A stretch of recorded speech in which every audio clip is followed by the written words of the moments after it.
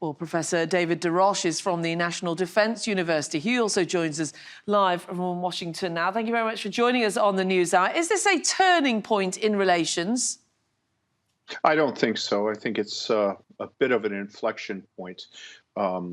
There's been no secret that the Biden administration has been frustrated with Israel for some time over the civilian casualties in Gaza, and that Israel has been frustrated with the pace of weapons transfers.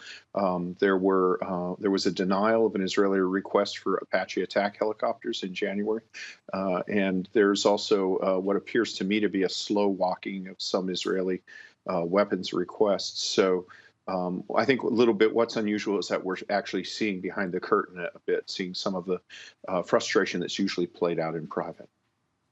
Indeed. Some people might say that Netanyahu is increasingly antagonising the Biden administration.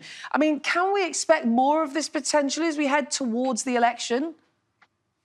I believe so, yeah. I mean, what Netanyahu's supporters would say is that Biden is trying to intervene in Israeli politics and basically trying to get rid of Netanyahu, and by breaking with Israel on these long-held traditions and support.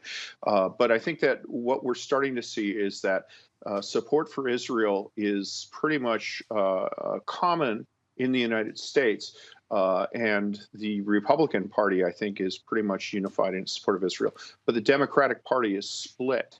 And so I think that the Republicans in the House of Representatives and, of course, the presidential candidate will try to make this an issue, both to split the Democratic Party as well as to try to personally damage President Biden. Do you think Netanyahu is factoring in now a potential Trump victory in this election? After all, he has to work with whoever is in the job. I mean, what can Israel expect from support from Donald Trump? Well, the conventional wisdom is that Donald Trump will be more pro-Israel than Biden.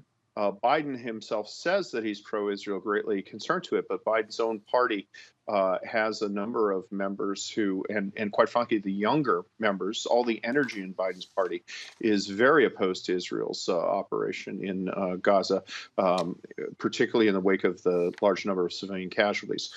So I think, though, that Trump's hawkishness is overestimated. I mean, he declined to take action after the Iranian attack on Abqaiq.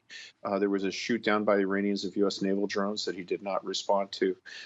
So I think that Trump approaches everything as a transactional matter, and I don't think there will be an open blank check for Israel in a Trump presidency. I think it will, there'll be a reassessment, and maybe there'll be more less public enmity. But I think that U.S. interests in Israel remain pretty constant, regardless of who's in the White House. OK, Professor David Des Roches from the National Defence University, thank you very much for your insight this evening.